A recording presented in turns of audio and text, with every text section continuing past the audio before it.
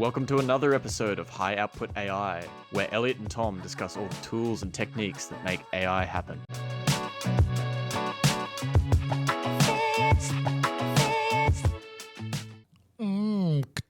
Yeah, definitely having a beer at 9 a.m. Welcome back, friends and family, I guess. Episode 36 of the High Output AI podcast. According to YouTube, it's been just over a year since we made the channel. I think it took us like 2 months to post episode 1, so it's not technically the anniversary of the show, but hell yes. Welcome to We've been doing it for a year. No, we were doing them in April last year, I remember, because I went on holidays. And we did like episode 3 after I mean, it would be holidays, remiss of me not to just look this up as we're talking. No. There's no way. Yeah, true. We do not have the technology. I mean, we can do a lot of good things with AI, but learn the answer to this, impossible. We've been around long enough that we're almost in GPT-4's database. That's what I'm looking for. That's how I measure progress in my life. Yeah, I'm really excited for when we get our own GPT plugin, the High Output AI, where we can just search ourselves and see all the contradictions that we make and all the predictions that are wrong that we don't bring back up. First video was published on the 4th of April. So actually, it's like today's the 2nd. So holy shit! Happy fucking birthday, mate, to the podcast. Happy birthday. And just for those people that don't know you and I as individuals, which are I assume the other thousands of people that are the other views that aren't me is that like Elliot and I have started a lot of random things in our life, and there's been 3 that have persisted. One was Maxwell Plus.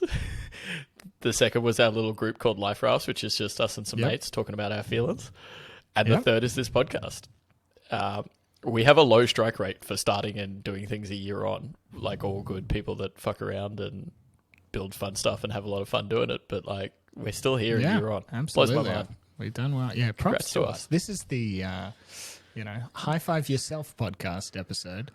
But not really. Let's get into talking about other people's stuff. Back to the old regular format today. We got some news, we got some deals, and we got a lot of papers. I think last week we promised to do a bit more on the papers, and here we are.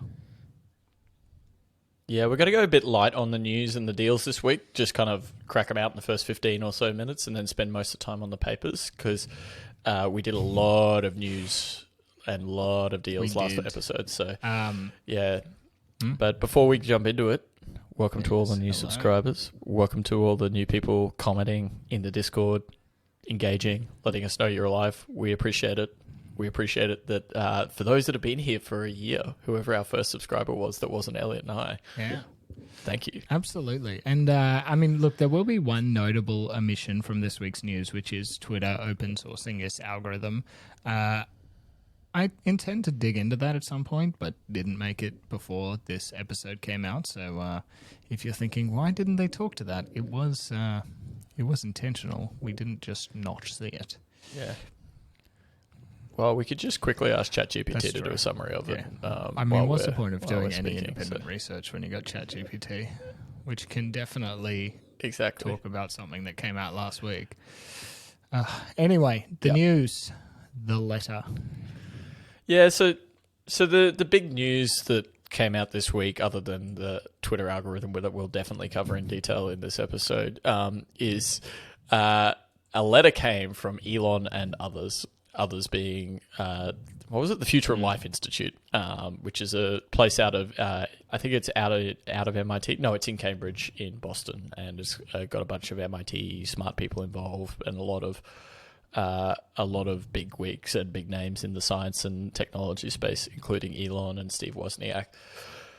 But basically, this letter has been written and signed by all these people, and it's asking for, and I quote, "We call on all AI labs to immediately pause for at least 6 months the training of AI systems more powerful than GPT-4. We want to use this pause to jointly develop and implement a set of shared safety protocols for advanced AI design and development that are rigorously audited and overseen by independent outside experts. Big call, and especially when you start to like list off some of the names. So there's Elon, as I've said, Steve Wozniak, the Apple co-founder, Yuval Noah Harari, the author of *Sapiens*, and pretty deep thinker, it seems, in this space of humanity and what our existence is and history. Max Tegmark, who's the head of AI at MIT, and then just a bunch of professors in the data science and computer science space as well. So also the CEO of Getty Images signed it, I found as a little bit of a lull. I mean, Imad from CEO of Stability signed it as well. So funnily enough, both sides of that lawsuit have signed this. Yeah, there's some big names. It says on here that they've had over 50,000 signatures and they've stopped listing names because there's a lot of people to process. I mean, what are your thoughts on this? Do you think this is good? Do you think this is realistic? I've been thinking about this a lot, and like my initial reaction is like, well, this is useless. Nothing's going to happen from this letter. Like, there's so many different competing opinions and incentives flying around for people to be working on this, that Pandora's box has been opened. But if I think about who this letter was addressed to, is obviously it's addressed to AI labs, but really who they're hoping will pick this up is regulators. And that is, and from that point of view, and writing a letter to the government generally probably wouldn't get as much press and as much coverage as writing a letter to AI labs to cease development. So I think my general thoughts of this is that the fact that these people are worried says enough that we're getting into space where, like, we all know that the chance of something happening is non-zero, but it's now at the point where either the chance is high enough or the chance of whatever is going to happen is like so catastrophic that we really need to be paying attention to this. And it's probably time that we do start to have some initial discussions and initial agreements on how we're going to go and progress in this space from a regulatory and government point of view. The US government seems to be very distracted by taking down TikTok at the moment rather than on this, and I think it's probably a timely letter by these people to redirect the company towards this as a potential threat area. Yeah, I agree. Some good points there for sure. I think, we need regulation in this space. My worry is that with the geopolitical climate being a bit stressed at the moment for various reasons, it's a hard time for people internationally to come together and set some standards on this, which we absolutely need. You think of other big advances around things like, genetic manipulation of viruses and, chemical weapons and nuclear weapons and things, and we need that everybody agrees kind of moment. It's a tough time to have this happen. I'm hopeful that it will. I think, there's some stuff. One thing that we haven't put on the dock yet, but is, we both listened to that Lex Friedman podcast with Sam Altman, which was really interesting. But I think something that struck me in relation to this letter is immediately pause for at least 6 months the training of AI systems more powerful than GPT-4, which is a very difficult thing to describe, especially given some of the, I guess, the little nuggets that Sam was putting out there about exactly how GPT-4 came about. It's not more parameters or more GPUs. It's reinforcement learning. It's small tweaks. It's pruning the data set. And I think it would be so hard to come to a good definition about even what more powerful than GPT-4 means. Yeah, and the other thing as well is, like, you could do some damage with GPT-3 as well if you wanted to. And this is kind of the thing that came out of the letter for me, is that people aren't worried about the AGI event that just like it wakes up and just Skynets us all into oblivion. People are more worried about the lower extreme outcomes, but higher probability. So this is things like propaganda, untruth, automating like a bunch of jobs very quickly that like society isn't prepared to deal with that many people out of work, and like this quote as well. It's like, should we risk loss of control of our civilization? It's not loss. It's not wipeout. It's not like the AI getting access to the nuclear codes. It's a change in the a change in the fabric of society that could shock us in a way that could cause us to spiral out of control. And I think why more powerful than GPT-4? Because you could, with the amount of RAM on my phone, I could probably like run a model that could do some pretty good disinformation propaganda. Yeah, absolutely. And I think, if you took GPT-3 and then added plugins, and GPT-3 could suddenly buy and sell stocks or, interact with external services, that's not more... I mean, it's powerful by one definition of powerful. And I think one risk here is that we spend the 6 months of pause defining what powerful means, get to the end of it, don't really have a clear outcome. But look, I'm skeptical that much will come out of this, even though I think it should. Yeah, and I don't know what I want to happen either, because I want to put up my hands here and being like, I want something to happen, but I don't know what it is, because I am at the end of the day also a bit of a free marketer, being like, yeah, well, we should, like, this is how innovation happens, is let people play. But I kind of put this in the same risk buckets as, development around, as you said, like toxic materials or like research into disease, where like you're still able to do it, but there are restrictions in place to like protect the a lab leak or something like that. But this just gets so hard because like usually in those situations, it's like there's a limited number of players. You need those players can be quite controllable because, it's usually business and there's usually people, you can get processes. Whereas here, it's like every 14-year-old with a laptop has the potential to like do something a little bit dangerous. Exactly. Like, you don't need an industrial grade centrifuge to build the next potential AI doomsday device. Crazy. I mean, look, we'll keep an eye on it. See what comes out.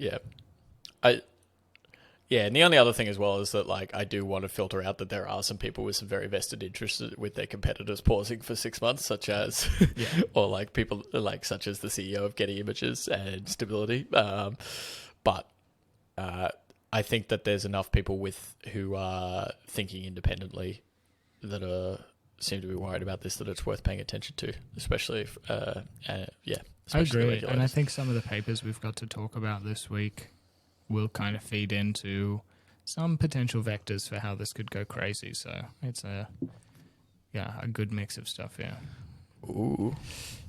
Yes. Good foreboding. Cool. Let's move on to... I just came across one deal this week. It's called Perplexity AI. They're a search engine and they raised $26.5 million, which is just pitiful amount compared to the last couple of weeks. We said the actual lead, the NEO was the lead VC on it, came out and said that like they didn't need the money and it was silly for them. It would have been silly for them to raise that much. So Perplexity has created Perplexity Search, which is a conversational style search engine. It's powered by GPT 3.5, which I find super interesting. Like, it seems to be that its point of difference is its citations, its UX, and as it quotes, a very direct response. So not these small essays that ChatGPT gives back to you. Seems to be a lot of ex-Google people working on it and invested in it, and it's got some smart people in the AI space that have invested directly in it as well, such as the Meta's head of AI, whose name escapes me for the moment. Very cool. But yeah, so it's good. It's good to see this. I've been thinking a lot this week, and you and I have been texting back and forth about search and like what this means for search, because I think I'm finally jumping on the bandwagon a little bit of this will change search. I think you and I have been a little bit like Google's probably not. You and I have probably been against in the past. Google's going to get eaten by ChatGPT, but I think I've now reached the point where I'm like, okay, yep, I do see this changing how we search. Yeah. Look, I would say this that week. In my mind, both of the statements are true. Like, Google's going to be fine, but search will grow to span more things than it currently does. The same way that when all these voice assistants came out, we searched for things that we never would have thought of searching in Google before because it was searching our stuff. I think, search across just so many new avenues, so many new modalities is going to be a real game changer here. And I think Google's current search business is probably going to do fine. In the light of that, it's just this new opportunities. And just on that, and not to steal the thunder from my short that I'm currently creating on this of 10xing the search market, but so I've also been working with ChatGPT to create this. So Google's estimated to have indexed over 130 trillion web pages as of 2021, and that it estimates that this represents a tiny fraction of the total size of the internet, which is believed to contain many, many, many trillions of web pages and other forms of digital content. The visible web contains about 1.74 billion websites, whereas they reckon there's over 10 billion behind paywalls and everything like that. And then if you consider things that aren't searched via Google, such as Wikipedia and YouTube, there's billions of searches per month in those things as well. And then the Meta and Google have a arrangement for indexing, but only on certain things like videos and images aren't allowed to be indexed and stuff like that. So interesting. And look, search is going to be it just something that came to mind as you were saying that is, this idea of the observable universe, in that the universe is expanding, light travels at a certain speed, so there's stuff that's far enough away from us that we'll never be able to see it. I wonder if the same thing exists in the world of information, in that, we're generating new content, we're filling the internet with more and more stuff all the time. We can't possibly index everything or keep up to it. I wonder if there's some limit on sort of the observable internet. Yeah. Just a weird esoteric thought in amongst all that. But so this week I've been using a lot of ChatGPT and Perplexity, and it's kind of I've kind of walked away with three things in this week from that, which is one, Google needs to get a wiggle on and get something out there because search is changing. For this, I did not open a web page to researching this Perplexity AI. I came across it and then I searched it in Perplexity AI search, and I didn't. The second thing is that vertical database businesses, your Crunchbases, your Open Tables, anything that does your real estate listing company in whatever country you're in, they better get their paywalls up real quick or agreements in place, because I ain't going to be clicking on stuff anytime soon. And fundamentally, all of their revenue is derived from visits, whether that's by advertising or whether that's by something. But visits to their website is a driver of their financial. Hey, I'm all for a future where there's less advertising on the internet. Find a new business model. We did advertising for 20, 30, 40 years. It's time for something new, and I'm all for it. And this kind of goes to the next point as well, but Perplexity was just so clean. I just realized how cluttered Google web page is. It's just really, really clean, and you can, and your searches stack. It's a really nice UX. And this was kind of my third thing, is that search is turning into a UX play. Obviously there's going to be 2 or 3 LLMs that underpin search, and Microsoft's going to have one, Google's going to have another, and Meta might have a different version of one or something like that. And when I was reading this, playing with Perplexity to begin with, I was they're just built on top of OpenAI. They've got nothing. They got nothing. They got no smarts. But no, this is turning into a UX play. Perplexity was nice to play with. It was short. I liked the citations. It made me feel comfortable that it was right. I didn't check whether it was right. Could have been completely wrong. But I was just holy shit, this is turning into a UX play, especially as we start, and we keep harping on about this, especially as you start building in like more types of modal, like data modes, bring it brought into search. So like adding an image alongside the caption, and then you caption the image, blah blah blah blah. You want to search that, and like if that's easy, that'll help. And like at the end of the day, no one's going to be sitting there being like, OpenAI's LLM is 2 percentage points more accurate than Google's in the spaces of picture frames and surfboards. So I'm going to use OpenAI's search. It's like, nah, it's going to be how you feel 100%. About it. 100%. Like, I think, product will ultimately win this space. UX, how people engage with it. I mean, look, I think ChatGPT is not necessarily a win even in AI. It is a win in UX. Yeah, fastest growing product in history, they keep saying. Yeah. So, I mean, should we let's segue into the papers, because we got so much to talk about there, and I think a lot of these ideas are fleshed out more in some of the papers we read. Apologies to anyone who raised a ripper of a round this week that we didn't cover. As we said, we're beelining to some academic work this week. Congratulations on your fundraise, whoever you are, and we'll be back to a more balanced meal next week. All carbs this week. All right. So getting stuck in, I think, first on my list is Hugging GPT. So the full title of this paper is Hugging GPT, Solving AI Tasks with ChatGPT and its Friends in Hugging Face. Now, to give a very brief summary of this one before we have a chat about it, it's from a team at Xizang University and Microsoft Research Asia. I apologize if I mispronounced the name of your university. And it's using ChatGPT in this case as a controller to manage existing AI models to solve complex tasks. So think ChatGPT plugins, but the thing you plug into is other AI models.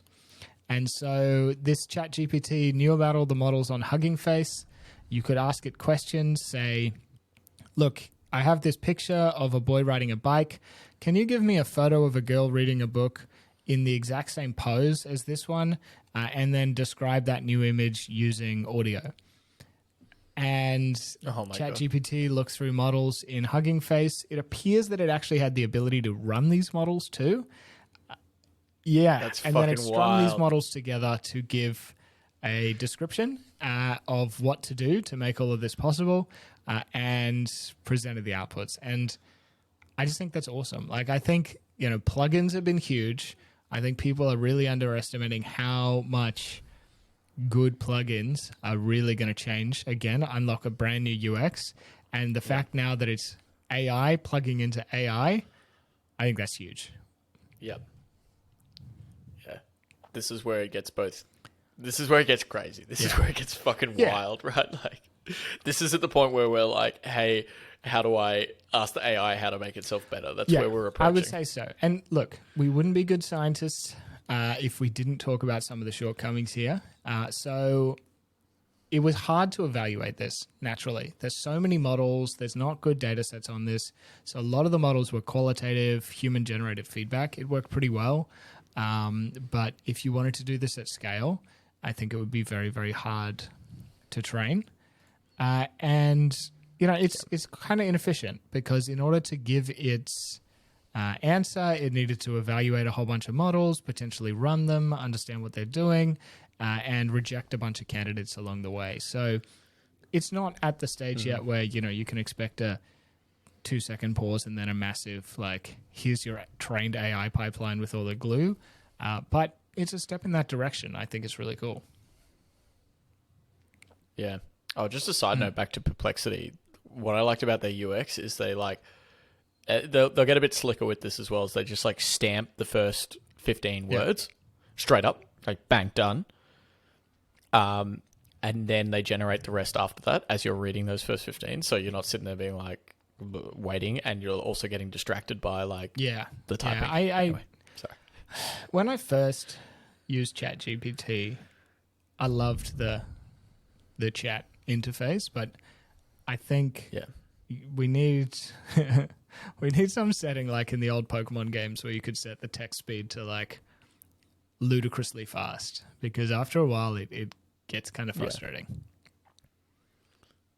Yeah. Yeah. So Nice paper, Hugging GPT.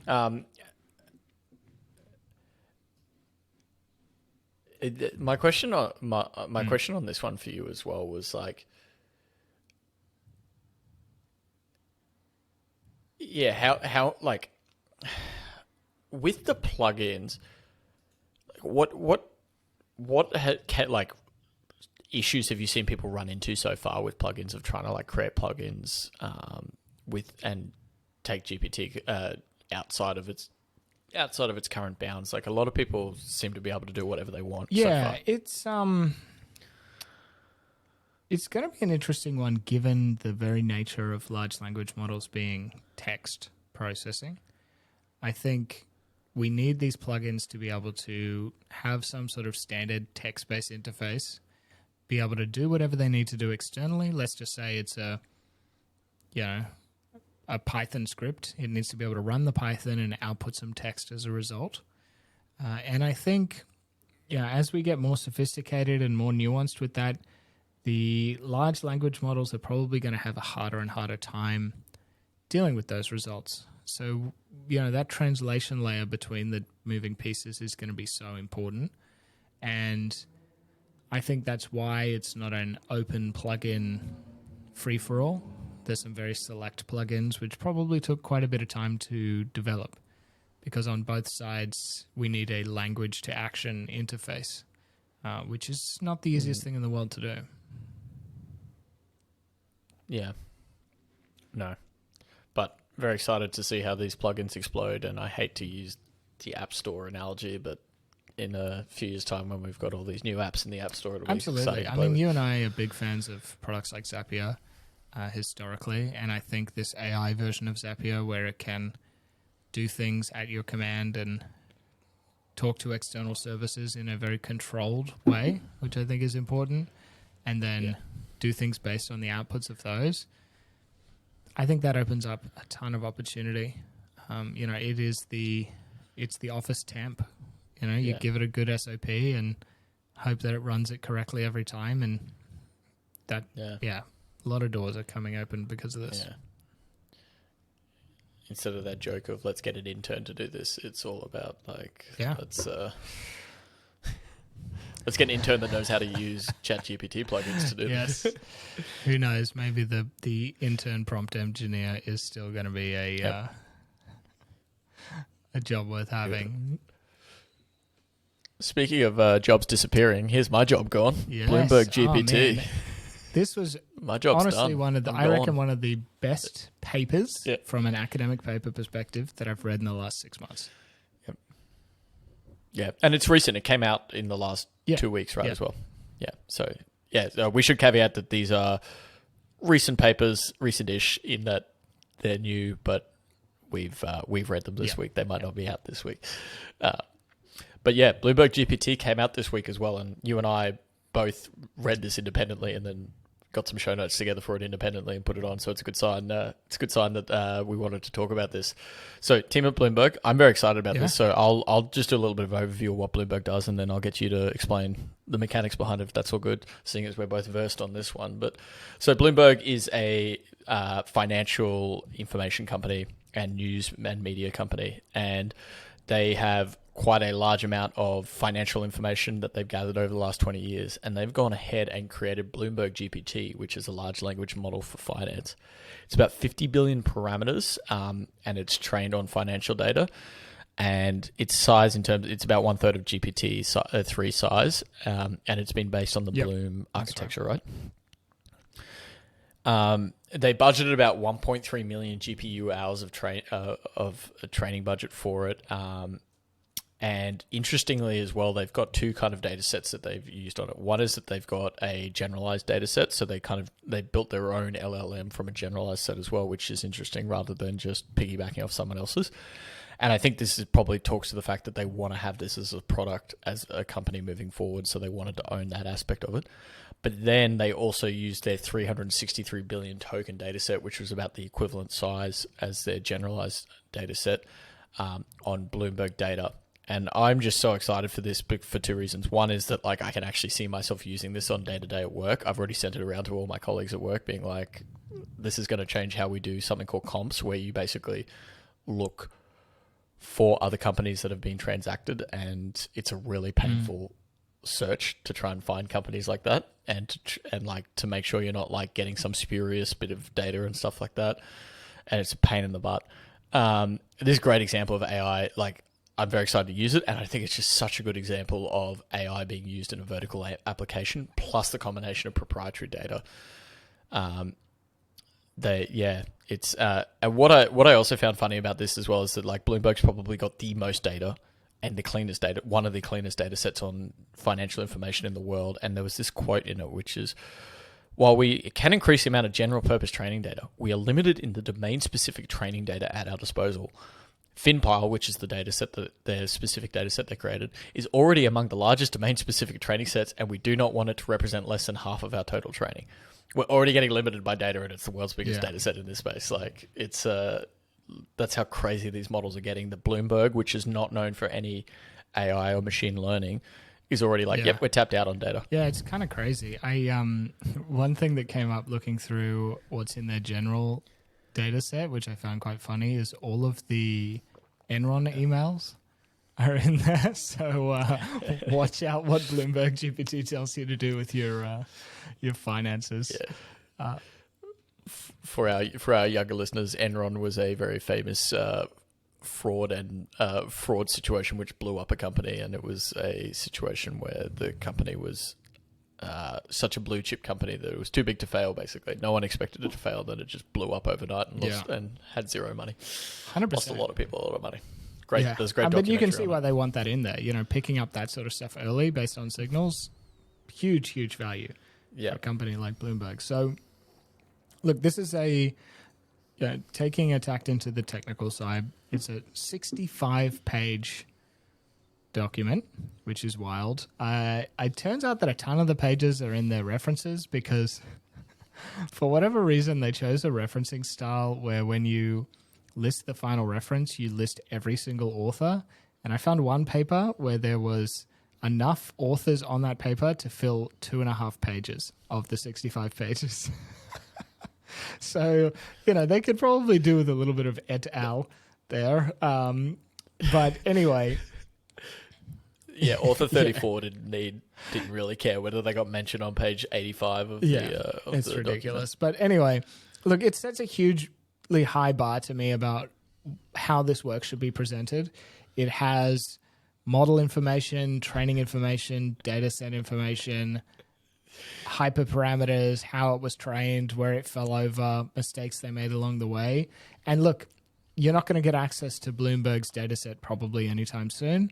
But if you wanted to do something similar in your own space and you had the data to do it, this paper paints a picture of how to do that. And I think that's awesome. It really is a great signal to how a proprietary company can do research in the public eye in a way that's constructive.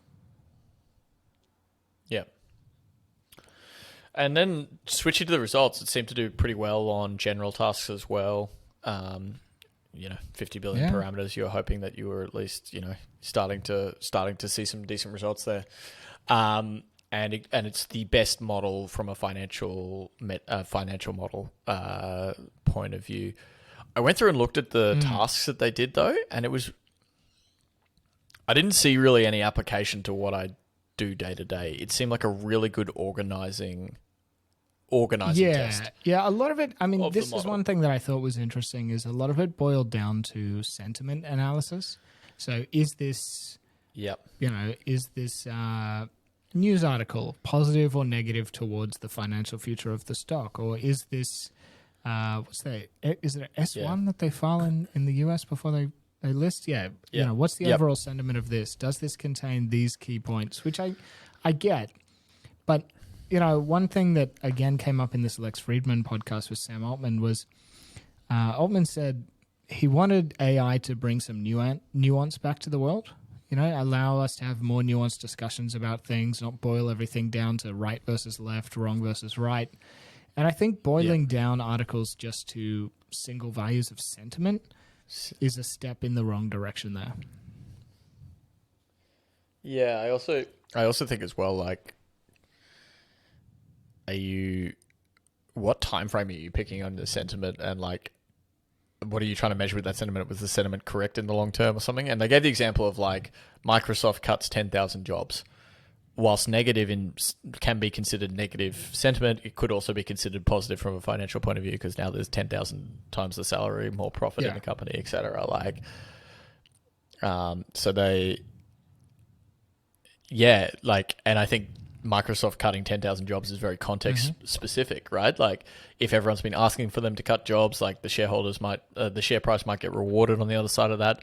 But if it's complete news, like out of the blue, people might be like, holy shit, is Microsoft in trouble? What's happening? And this is where I see a lot of these applications being a good assistive tool, but they're not likely to dictate anyone's trade decisions based on pure output anytime soon. It's like, hey, Microsoft had a weirdly negative sentiment news week. What's going on there? Because, I mean, someone like you or somebody, I guess, in the more traditional finance roles on Wall Street, they have a limited capacity in their day, and this being able to flag sort of surprising shifts in sentiment might open the door to trade opportunities.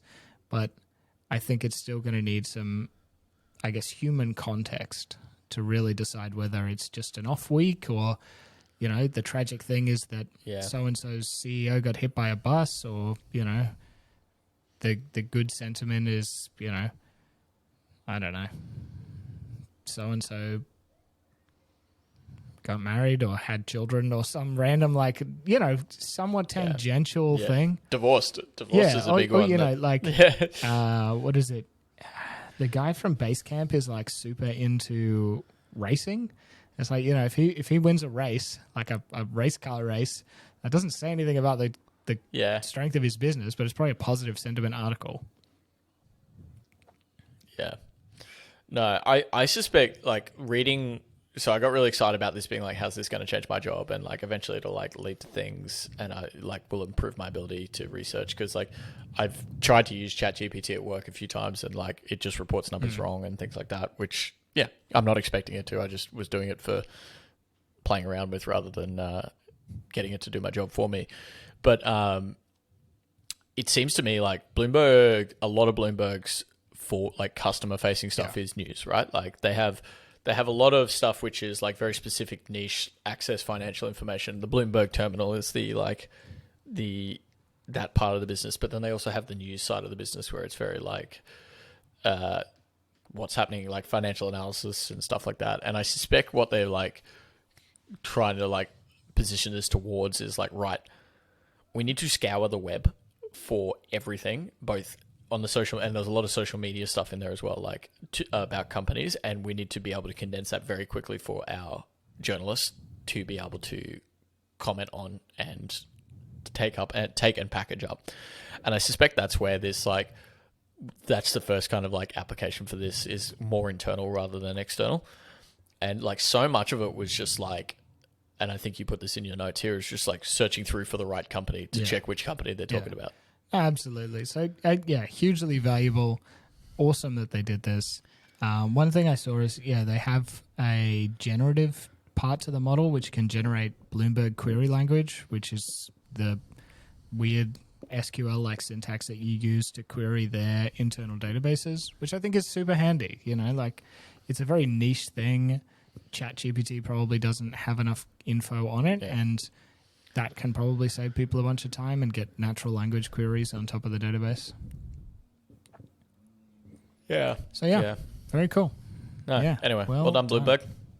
For a company that like probably wasn't on your radar to apply for as a machine learning engineer. Get out there, people. Like, Go and apply for Bloomberg. Yeah. Make the next generation of this. Make it sentiment plus description, and then you'll get a promotion in no time. Very good, very good. Next one on the ticket is one that came out of NVIDIA and the Georgia Institute of Technology. It's a fun little one, I think, to break up some of these more serious world-changing ones, which was, it's called Diff Collage. So parallel generation of large content with diffusion models.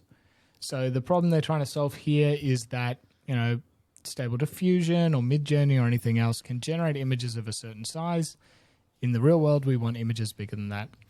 And this is a tweak to the way they represent overlapping sections of images and train those to maintain, I guess, good connectivity at the edges. Like you can imagine, make sure that the puzzle pieces still fit together. And it can generate much larger images as a result. So there's a infinite panorama example and generating some 3D images and all sorts of stuff like that. And it was cool. Just a nice little application of the technology. Generated some cool images. There was like an infinite picture of corgis in Da Vinci's Last Supper, which, just... Oh, good. Was this the one that did the, historical selfies? Not sure if this same team did that. Oh, I just saw something... I saw something random on Twitter this week of people doing historical selfies and the Last Supper. Right. Pretending it to be a selfie. Yeah, no, I haven't seen that one. Yeah. But yeah, look, a little fun one. You can go on their website and have a look at some of the examples. I couldn't find a demo, unfortunately, but hopefully that comes out in time. Yeah, good. Yes. Another fun little one that does have a demo. And I tried to make a cool image for a cool GIF for this podcast, but didn't quite work out how I planned, is text to video 0. Yeah, I saw this very this cool. week, yeah. Some of the big ones I've seen is Will Smith eating. People just keep making these videos of people eating spaghetti. Yeah. Yeah, Will Smith's been popping up everywhere in all the shorts and everything. It's Will Smith's week. But yeah, look, there's a Hugging Face demo for this one. It's from the team at Pixart AI Research. So PICSART, not Pixar. I thought Pixar. I got excited for Pixar having an AI team. And got but anyway, UT Austin, University of Oregon, and UIUC. And I didn't actually look up what that acronym was, so apologies to the team there. But Billy Bob will. I think this paper is quite clever, despite being a hell of a lot of fun. So it takes pre-trained diffusion models. In this case, it did it on Stable Diffusion, but also showed that their results work on ControlNet and Dreambooth. And it makes a slight tweak to the existing trained model to allow for motion dynamics. So we've talked about having levers instead of text prompts in the past by generating, say, images at different viewpoints and then using viewpoint as an input. This one used time as an input and motion dynamics. And it generated the same frame with a motion offset in the latent space, made a slight change to the way it did attention. So the model always remembered the very first frame of the video in its context, and then generated the frames. And then they have a little background blurring or background sort of smoothing technique to make sure that it doesn't jump around too much between frames. And look, the results are what I would call chunky. It's not high frame rate. It's not, it's not film grade at this stage, but it is so fun. It's like the dumbest fun. And I think that's awesome.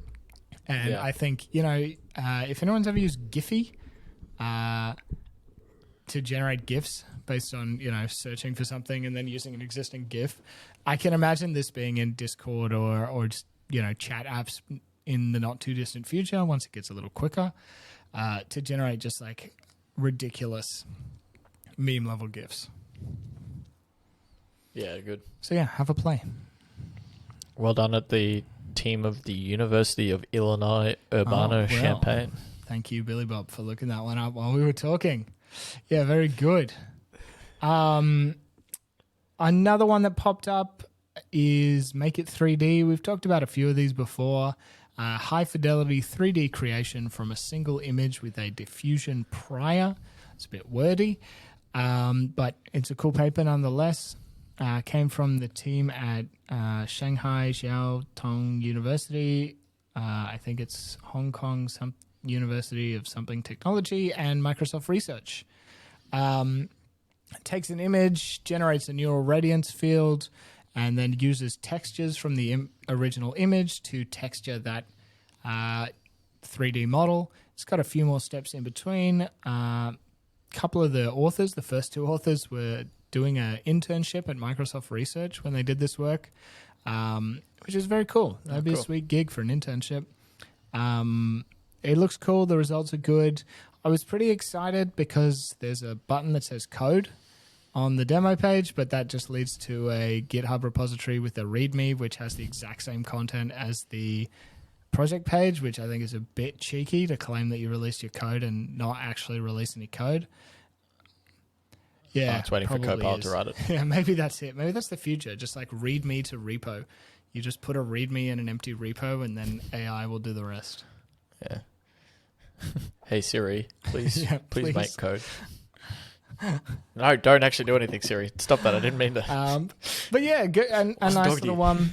Again, a little bit of fun. Next one on the list, another fun one. Gesture diffuse clip. Gesture. Who's going to make a AI that will help I don't them know. name AI Naming papers, papers has forever been such a stupid thing.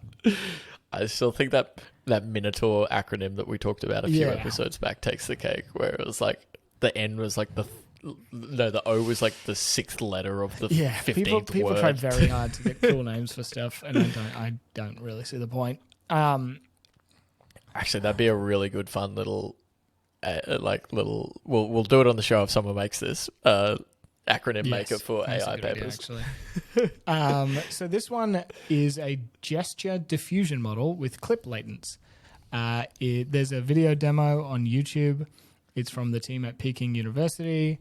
And what it does is you pass in an audio file, so somebody's speaking, and a description of how that person is delivering the speech, and it will generate some embeddings that can be used to rig a 3D model that, whilst talking, matches the description that you've given it. So, for example, a person looking around the room worried about being spotted, and then some speech of, whatever, like, oh, do you think they see us?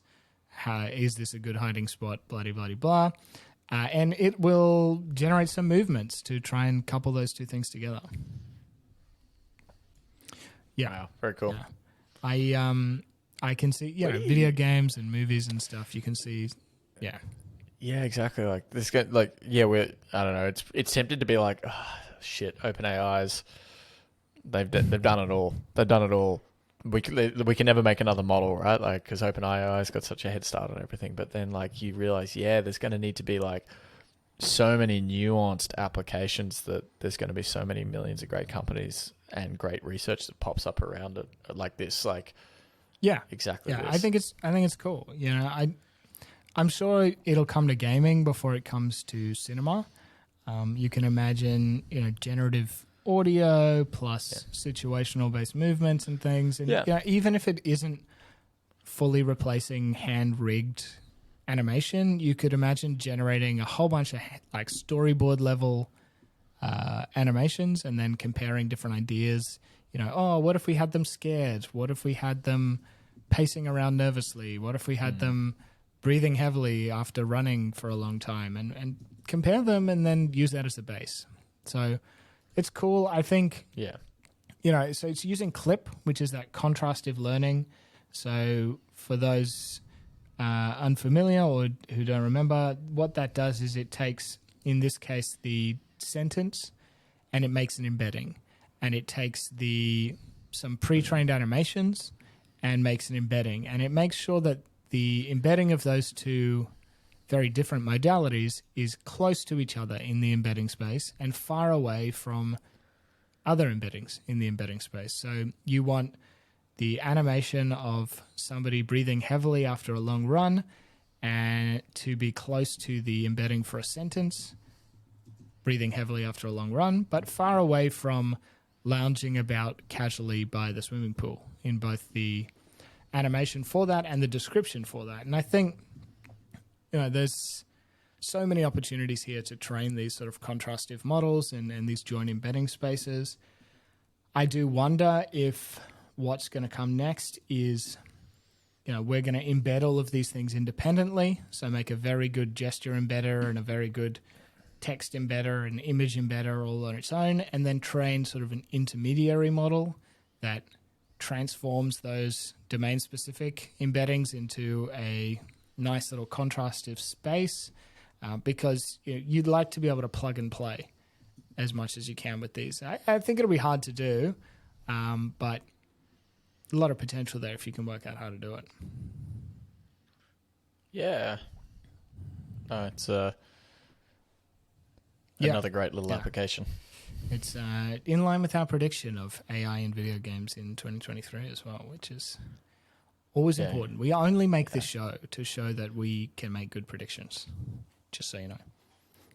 Make predictions that we can make enough predictions that a few of them will be correct. Yeah. Nobody go back and watch the prediction episode. Yeah, definitely. Trust us, ChatGPT they're all right. said that these were our predictions, so they can't possibly be wrong. Yeah. Last on the tickets, ChatGPT or Grammarly. Evaluating ChatGPT on grammatical error correction benchmarks. So pretty natural outcome for these. A lot of people are using ChatGPT that I know to fix up paragraphs.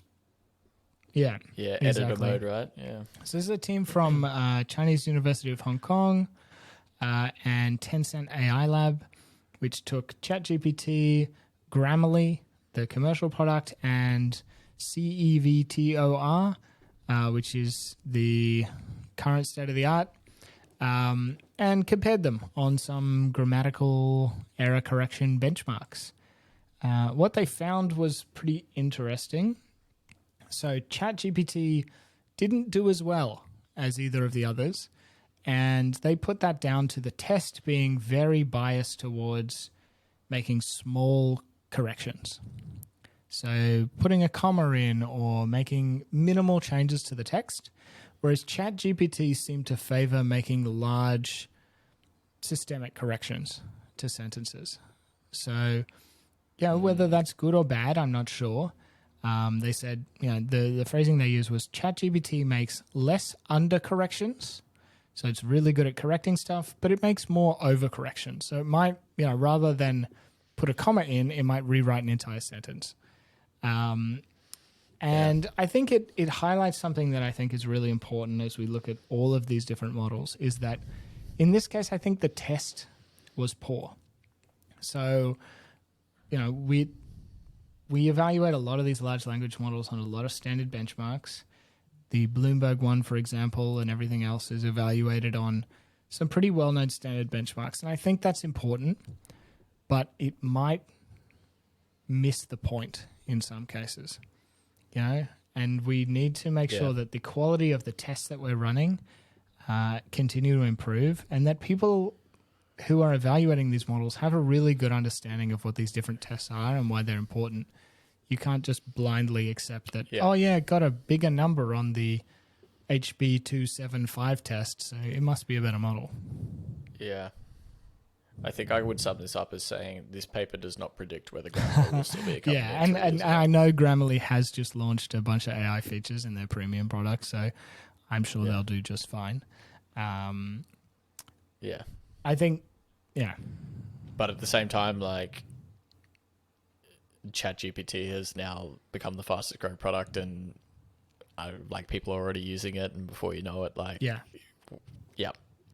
this, even if Grammarly is technically 3% more, 3 percentage points better than ChatGPT on a couple of tests. Yeah, so it is an interesting one. I think Grammarly in this case potentially has the better UX in that as a browser extension or built into Word or whatever else. They got all the plugins, it's in my Gmail, and they got the word editing thing.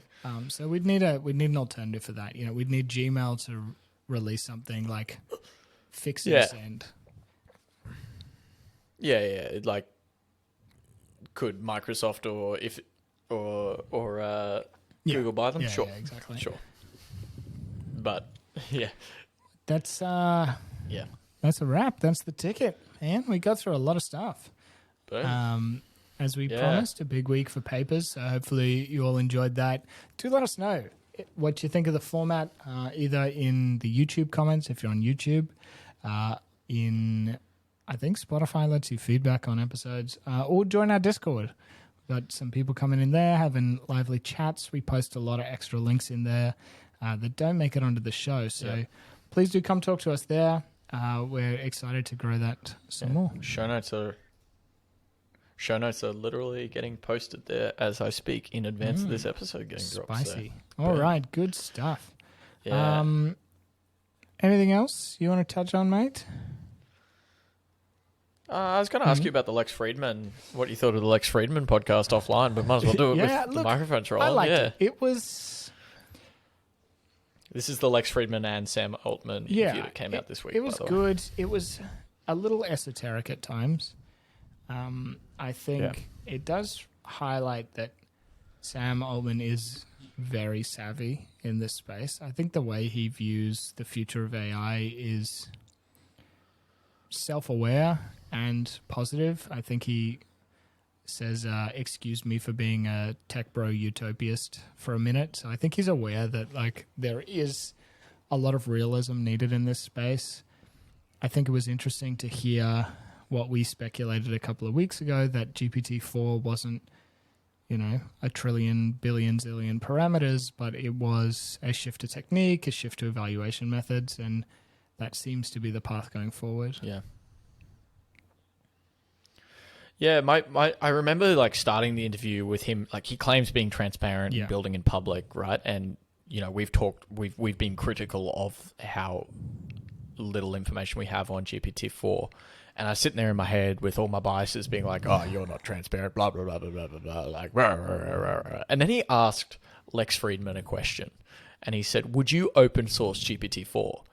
And as soon as he asked that question, I was like, oh, shit.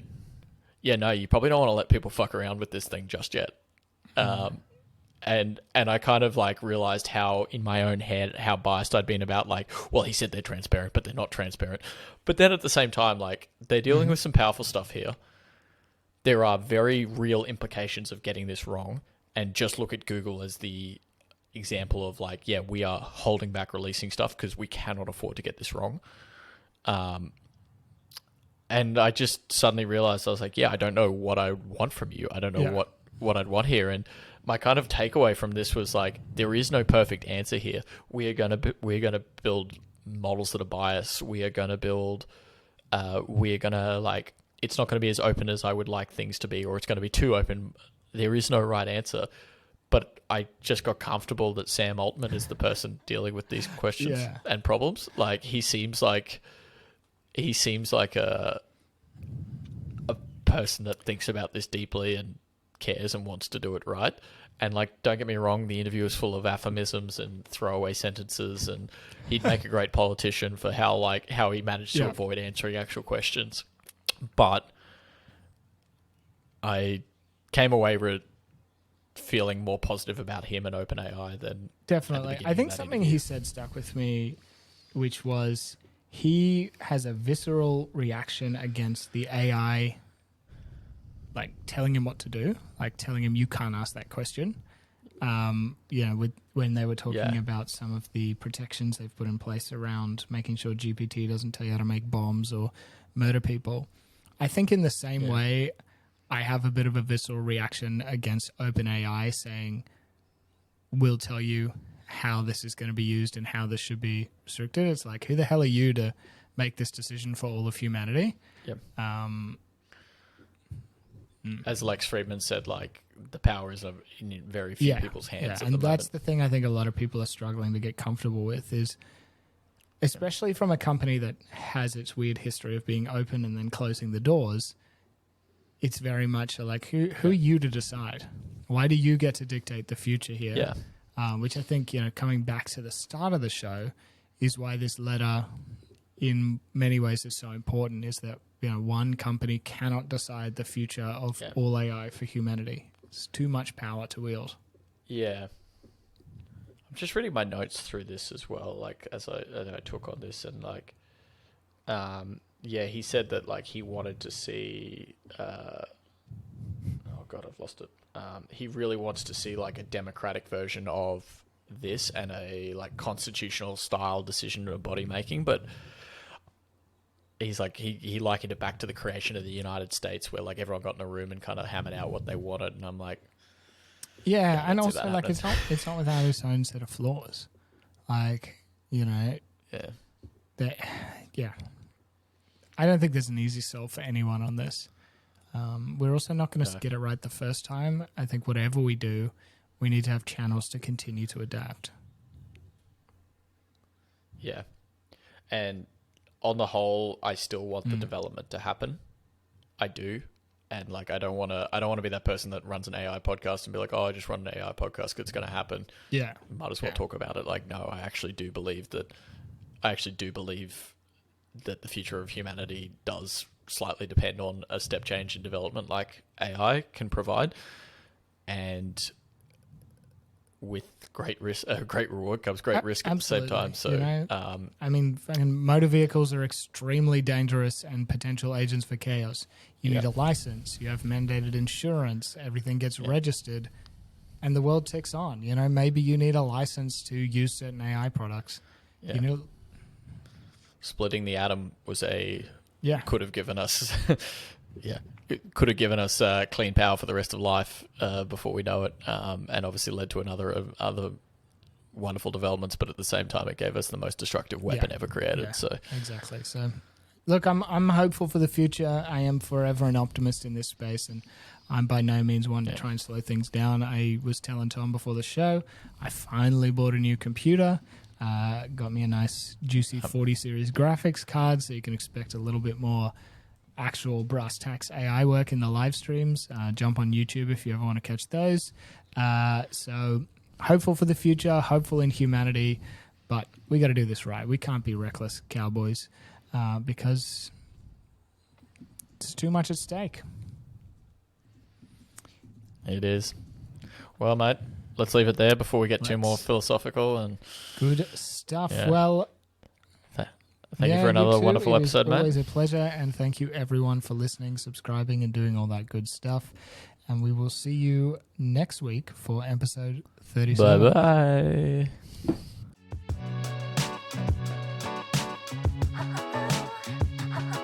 Thanks for listening to another episode. If you're liking this content, make sure you subscribe and like so we keep on going. And if you have any questions, make sure you hit us up on Twitter, join our Discord, or leave them in the comments below. Thanks again.